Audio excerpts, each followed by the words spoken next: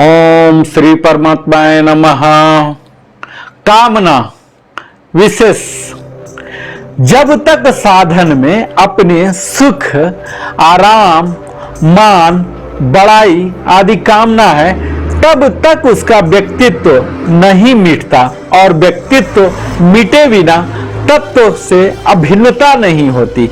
जब हमारे अंतःकरण में किसी प्रकार की कामना नहीं होगी तब हमें भगवत प्राप्ति की भी इच्छा नहीं करनी पड़ेगी, प्रत्युत भगवान स्वतः प्राप्त हो जाएंगे। संसार की कामना से पशुता का और भगवान की कामना से मनुष्यता का आरंभ होता है। मेरे मन की हो जाए इसी को कामना कहते हैं। यह कामना दुखों का कारण है। इसका त्याग किए बिना कोई सुखी नहीं हो सकता है। मुझे सुख कैसे मिले?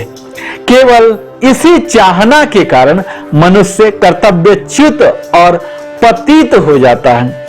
कामना उत्पन्न होते ही मनुष्य अपने कर्तव्य से, अपने स्वरूप से और अपने इष्ट भगवान से विमुख हो जाता है और नाशवान संसार के सम्मुख हो जाता है। साधक को न तो लौकिक इच्छाओं की पूर्ति की आशा रखना चाहिए और न ही परमार्थिक इच्छा की पूर्ति से निराश ही होना चाहिए। कामनाओं के त्याग में सब स्वतंत्र, अधिकारी, योग्य और समर्थ हैं, परंतु कामनाओं की पूर्ति में कोई भी स्वतंत्र, अधिकारी, योग्य और समर्थ नहीं है। ज्यों-ज्यों कामनाएं नष्ट होती हैं त्यों-त्यों साधुता आती है और ज्यों-ज्यों कामनाएं बढ़ती हैं त्यों-त्यों साधुता लुप्त होती है। कारण कि असाधुता का मूल हेतु कामना ही है। कामना मात्र से कोई भी पदार्थ नहीं मिलता, अगर मिलता है तो सदा साथ नहीं रहता। ऐसी बात प्रत्यक्ष होने पर भी पदार्थों की कामना रखना प्रमाद ही है। जीवन तभी कष्टमय होता है जब संयोग जन सुख इच्छा करते हैं और मृत्यु तभी कष्टमयी होती है जब जीने की इच्छा करते हैं।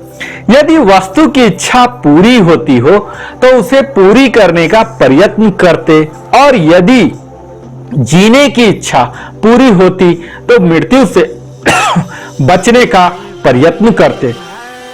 परंतु इच्छा के अनुसार न तो सब वस्तुएं मिलती है न मृत्यु से बचाव ही होता है। इच्छा का त्याग करने में सब स्वतंत्र है, कोई पराधीन नहीं है और इच्छा की पूर्ति करने में सब पराधीन है, कोई स्वतंत्र नहीं है। सुख की इच्छा, आशा और भोग ये तीनों संपूर्ण दुखों का कारण है। नाशवान की चाहना छेड़ने से अविनाशी तत्व की प्राप्ति होती है। ऐसा होना चाहिए, ऐसा नहीं होना चाहिए, इसी में सब दुख भरे हुए हैं। हमारा सम्मान हो इस चाहना से हमारा अपमान किया है। मन में किसी वस्तु की चाह रखना ही वास्तविक दरिद्रता है। लेने की इच्छा वाला सदा दरिद्र ही रहता है। नाशवान की इच्छा ही अंतःकरण की अशुद्धि है। मनुष्य की कमी का त्याग नहीं करना है, प्रत्युत कामना का त्याग करना है। कर्मों का त्याग नहीं करना है हमें। मनुष्य को वस्तु गुलाम नहीं बनाती, उसकी इच्छा उसे गुलाम बनाती है। यदि शांति चाहते हैं तो कामना का त्याग करें। कुछ भी लेने की इच्छा भयंकर दुख देने वाली है। जिसके भीतर इच्छा है उसको किसी न किसी के पराधीन होना ही पड़ेगा। अपने लिए सुख चाहना असुरी राक्षसी वृत्ति है। जैसे बिना चाहे सांसारिक दुख मिलता है, ऐसे ही बिना चाहे सुख भी मिलता है। अतः साधक सांसारिक सुख की इच्छा कभी ना करें। भोग और संग्रह की इच्छा सिवाय पाप कराने के और कुछ काम नहीं आती। अतः इस इच्छा का त्याग कर देना चाहिए। अपने लिए भोग और संग्रह की इच्छा करने से मनुष्य पशुओं से भी नीचे गिर जाता है तथा इसकी इच्छा का त्याग करने से देवताओं से भी ऊंचा उठ जाता है। जो वस्तु हमारी है वह हमें मिलेगी, उसको कोई दूसरा ले नहीं सकता। अतः कामना न करके अपने कर्तव्य का पालन करना चाहिए। जैसा मैं चाहूं वैसा हो जाए, यह इच्छा तब रहेगी जब तक शांति नहीं मिल सकती है। मनुष्य समझदार होकर भी उत्पत्ति विनाशशील वस्तुओं को चाहता है। यह आश्चर्य की बात है।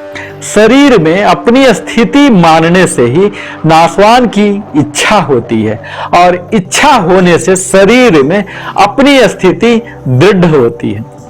कुछ चाहने से कुछ मिलता है और कुछ मिलता है, परंतु कुछ न चाहने से सब कुछ मिलता है। निंदा इसलिए बुरी लगती है कि हम प्रशंसा चाहते हैं। हम प्रशंसा चाहते हैं तो वास्तव में हम प्रशंसा के योग्य नहीं हैं, क्योंकि जो प्रशंसा के योग्य होता है उसमें प्रशंसा की चाहना नहीं रहती है।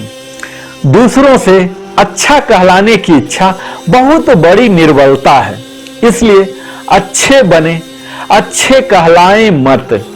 सांसारिक सुख की इच्छा का त्याग कभी न कभी तो करना ही पड़ेगा, तो फिर देर किस बात की।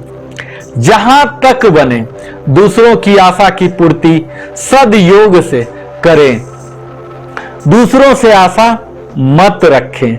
विचार करें जिससे आप सुख चाहते हैं, क्या वह सर्वथा सुखी है? क्या वह दुखी नहीं है? दुखी व्यक्ति आपको सुखी कैसे बना देगा? कामना छूटने से जो सुख देता है वह सुख कामना की पूर्ति कभी नहीं होता है। परमात्मा की उत्कट अभिलाषा चाहते हो तो संसार की अभिलाषा को छोड़ दे। जो बदलने वाला संसार की इच्छा करता है उससे सुख लेता है, वह भी बदलता रहता है, अर्थात अनेक योनियों में जन्मता और मरता है।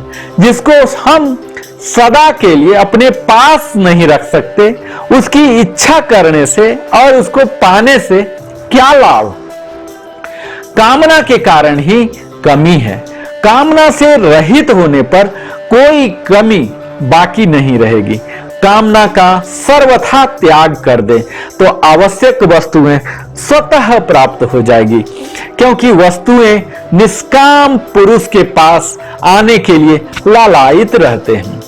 जो अपने सुख के लिए वस्तुओं की इच्छा करता है उसको वस्तुओं के अभाव का दुख भोगना ही पड़ेगा।